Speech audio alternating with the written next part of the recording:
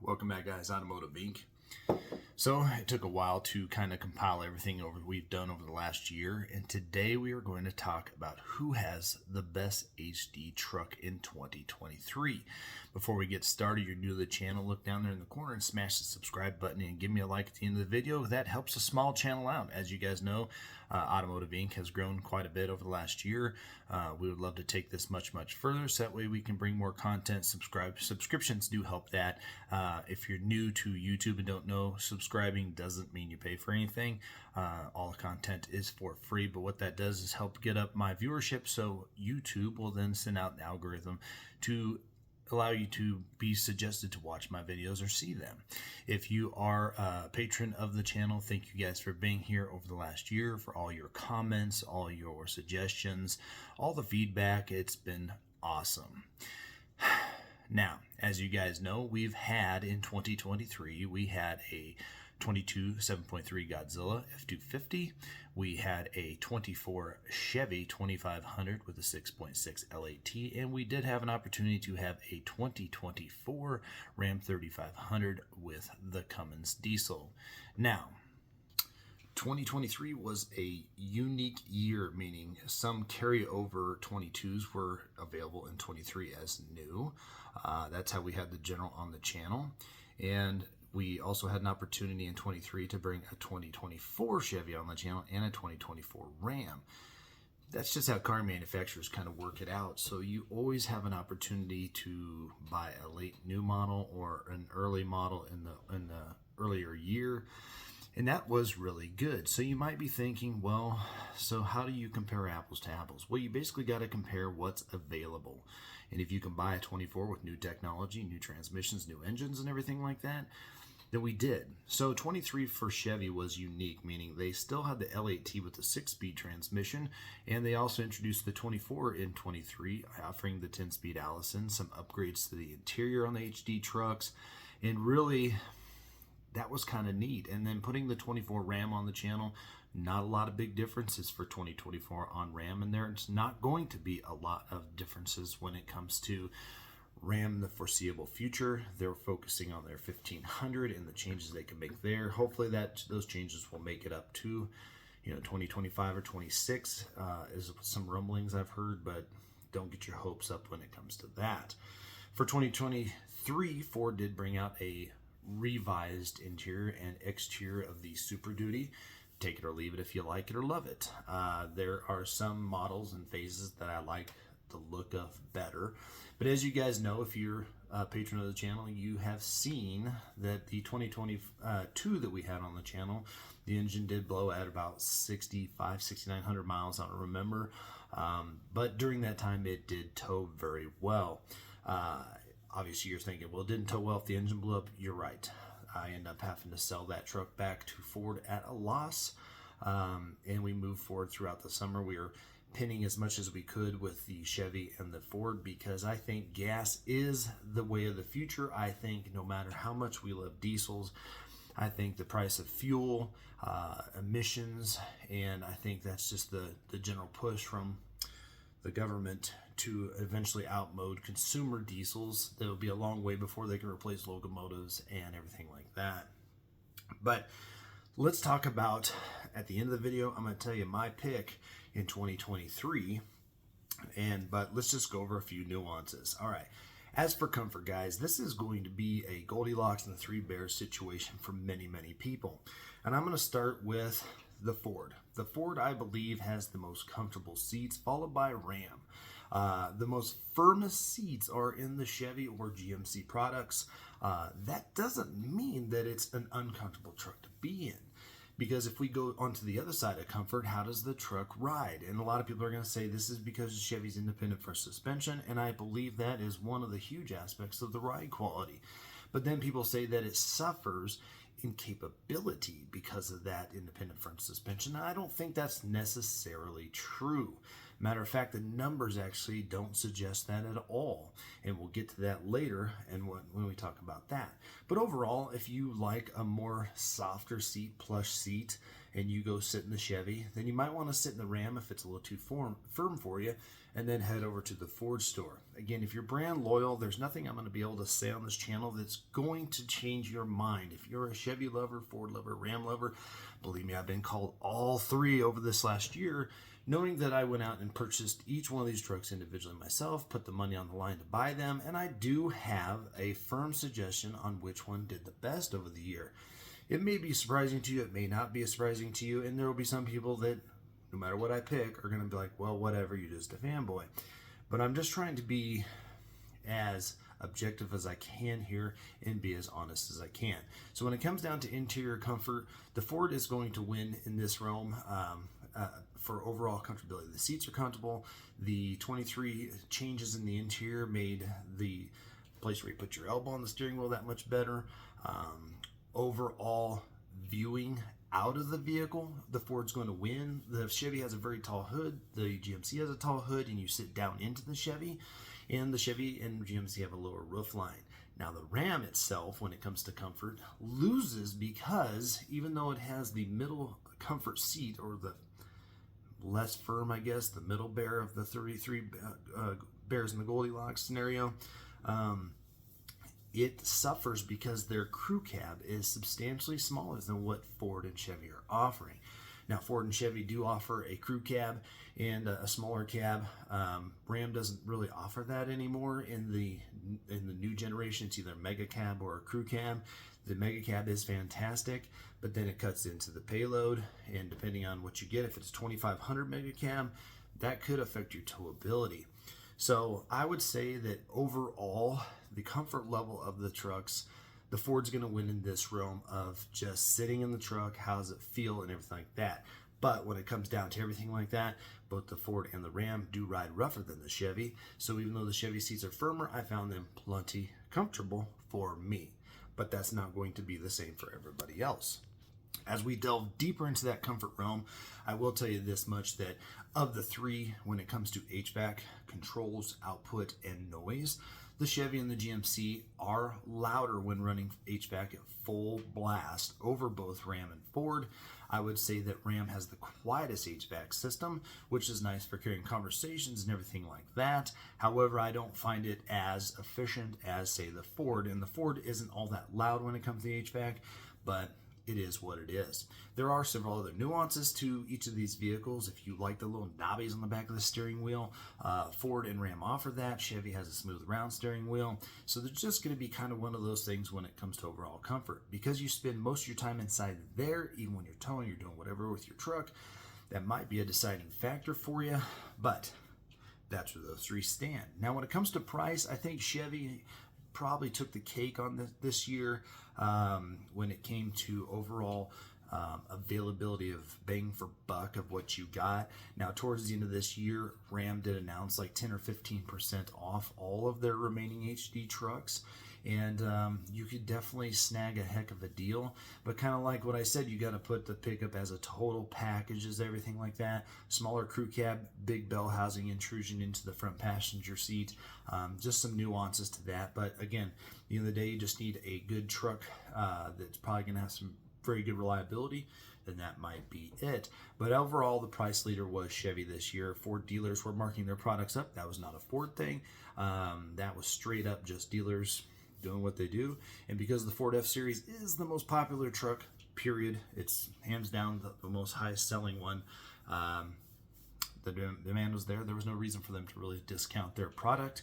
However, right now they are discounting on the half-ton side, so we go there. Now, when it comes to power, the Ford Gasser, the 7.3 Godzilla, was the most powerful by the numbers, and I will say it was the most fuel-efficient V8 of the bunch. The 6.6 L8T from Chevy didn't do bad on fuel economy, and the Hemi was kind of mid-range, but one thing when it comes to that, when it comes to the power and everything, the Hemi, you have to deal with the cylinder deactivation, which can later cause problems. Some people hate it. It's my understanding when you put tow haul mode on, that disables it. But we all know that Chevy just wrapped up a huge lawsuit in their half tons with the issues with that was causing with the engine itself. But when it comes to power and towing, the Godzilla did really well. The Hemi, I've towed with those at work, and I am not all that amused. But again, depending on your demands or needs, if you're pulling under 10, 11,000 pounds, get the right gearing, the Hemi's probably going to do just fine for you.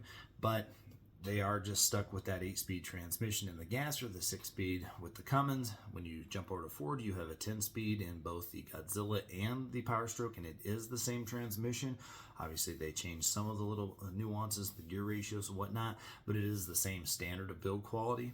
Now, interesting enough, in 2023, Chevy split the year and offered the 10-speed Allison and the 24, and that was a game changer for Chevy. So that actually mitigated power better, engine braking, everything along the line. So that was a huge step up because the Chevy wasn't the most powerful of the three, and it actually did excellent in our tows. So if you want, down in the description, I'll put links to all the tow videos we did with the L8T and the Godzilla. And I think you'll be pleasantly surprised that the, not the biggest of the bunch, did exceptionally well in the towing. Now, when it comes down to problems, as you guys know, if you watched any of the other videos, and I will again put links to those down below, the Ram started having issues within the first 200 miles. We had a leak on the transfer case.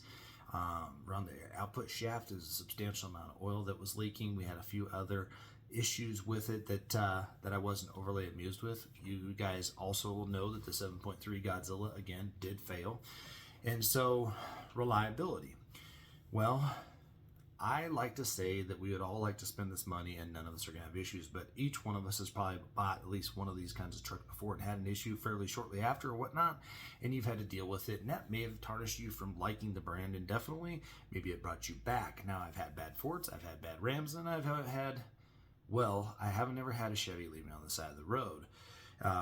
And really, of all of my Chevys and GMCs, I've only had one that had this weird whistle on the front end, and it was from just the way they designed it itself as whistling through the plastic. But overall, the GM trucks I have found to be a little bit more reliable. However, I've had some watchers come through saying they bought new 24s and have had issues, and that does suck. Just like I had with the Godzilla. I don't think that the Ford Godzilla is complete crap. I think it's an excellent engine. I think it's an excellent pickup. I really, really like the Fords, the comfort, creature amenities, and everything like that. So when it comes to reliability and problems, we had, 13,000 miles of straight towing with the L8T Chevy. We had 0 problems, 0 leaks, 0 oil usage. I know that is a concern with people, but overall, the Chevy had 0 problems. The Ford wheelhouse and engine, the Ram had some leaks and had some other issues. And so as of problems for us, they were very small on the channel, even though losing an engine is a big issue. The Chevy had 0 issues when it came to throughout our towing for 2023. Reliability, that is going to be a test of time. So again, I attribute this year's run of the 3 trucks. Reliability, the Chevy had the best reliability because when the Ford went down, the Chevy then took double duty, having to do all of the Jimmy jocking back and forth the trailers to get them in storage, get them out for the tow test and everything like that.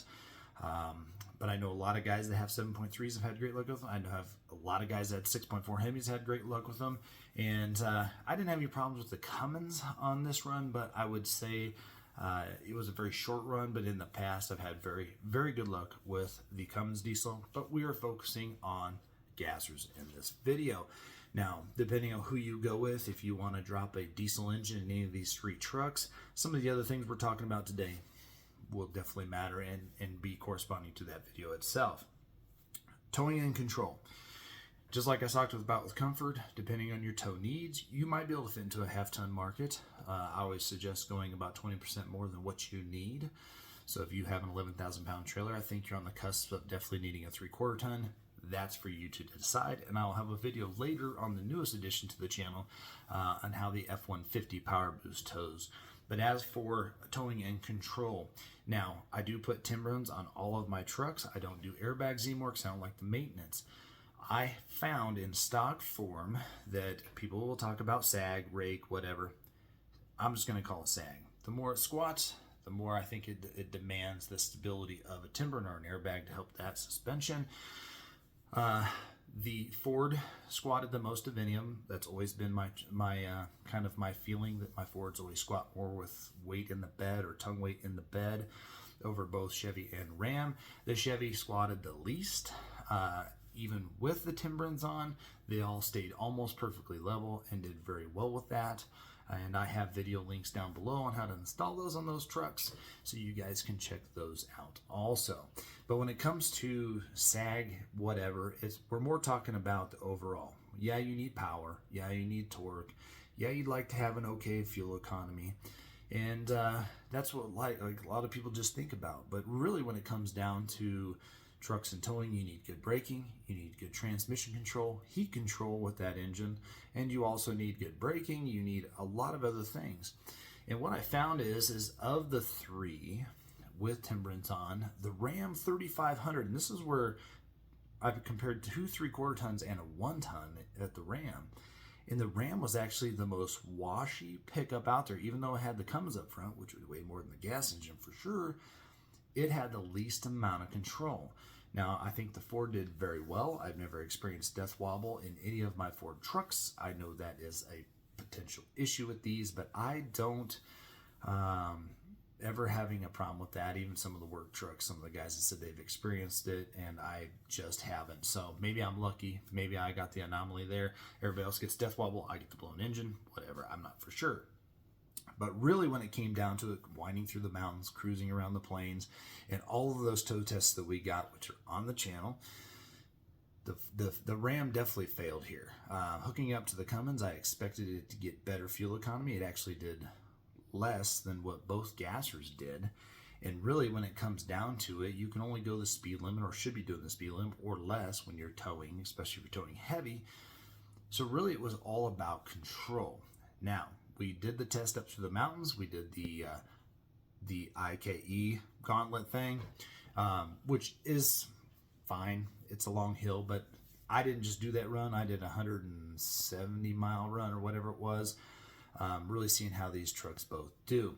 Now, the Ford did well with brake applications, not excessive brake applications. Neither did the Chevy. The Ram had an exhaust brake, so there's not a really concern with that when it comes to that brake application with the Ram in the diesel. But in my experience with the Hemi, I think that it did fine with moderate weight behind it. Now, the Chevy and the Ford, we put 15, 16, 17,000 pounds behind these trucks, and I put a real small trailer behind the Ram. And what I can tell you is the washiness of the truck, how light it felt and everything like that. I just was really disappointing in how that is. I feel like they made some big changes to either the frame structure, the integrity, however, and cost savings, weight savings. I'm not for sure, but my 16 mega cab dually obviously did way better. And I've had single wheel 1 tons before in Ram, and I think that they did better, even more so than this 24 Ram 1 ton did. So that's just my experience. Now, the Ford and the Chevy both did very well cruising through the mountains. There was never an issue with power when it came to the gas. And other than the 2 Hemis that fragged on me going up over the Ike Gauntlet for work, I would say that the Ram did the worst in the 6.4, but those were a couple years older. And when it comes down to the end of the day, the Chevy really shined mostly with the Allison transmission. Now, before you guys jump on me about the whole Allison transmission, if you made it to this point in the thing, GM owned Allison transmissions, period. They had the deep pockets. They invested in Allison transmissions a long time ago, and then as of recently, they sold it out, and everybody's claiming that this new Allison transmission is not a true Allison transmission. I believe that to be hogwash. I don't need a stamp of Allison on the transmission itself to say that it is, but it was definitely built to their standards, and at the end of the day, Allison wouldn't be without GM, and so it makes no sense to me. So call it a chicken sandwich, call it an Allison, whatever you want to. That transmission did superb in engine braking, grade braking, and everything in control. Cruise control, grade braking, everything. It did fantastic in its tow test. And like I said, we went over Wolf Creek, we went over the Ike thing, we went over the plains, we went all over with that pickup and really put it through the test. We had 0 issues with that transmission. I think the Chevy definitely shines the best there. The Ford then comes up next in that form because I do love the sound and the grunt of that 7.3 Godzilla. And then I think Ram just falls short in that realm because the payload, the towing specs are just not there for the Hemi of what you can get with the other two. So again, for new for 2024, Ram's not really changing much, if at all. Ford's not changing anything because they did their revamp in 23, and obviously 24 Chevys were offered and 24 GMCs were offered in 23. So not a lot of drastic changes. Obviously they're adding some trims, they're taking some things away, they're adding a few little nuances. Obviously specs are probably going to go up for all three trucks, but in 2023, you know, I think at the end of the day, it's going to come down to the offerings for 2023 and which one do I think is best.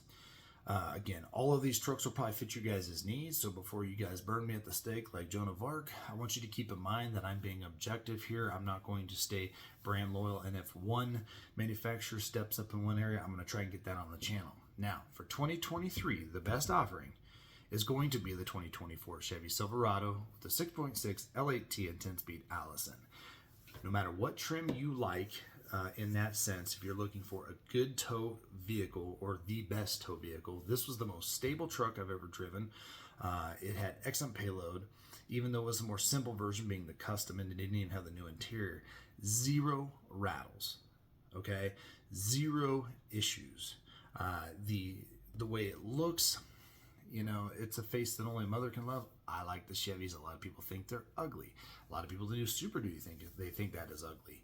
And the Ram hasn't really changed anything much, so if you didn't like it 5 years ago, you're not going to like it now. So at the end of the day, I would have to say the best truck for heavy-duty towing, whether it's gas or diesel in 2023, is going to be the 2024 Chevy Silverado HD or GMC Sierra HD. Pick which other brother or sister you think is better looking there and go after that one. But at the end of the day, guys, that is going to be my top pick based on everything we went across. I think it is the squeak-free truck. I think it is the best tow truck.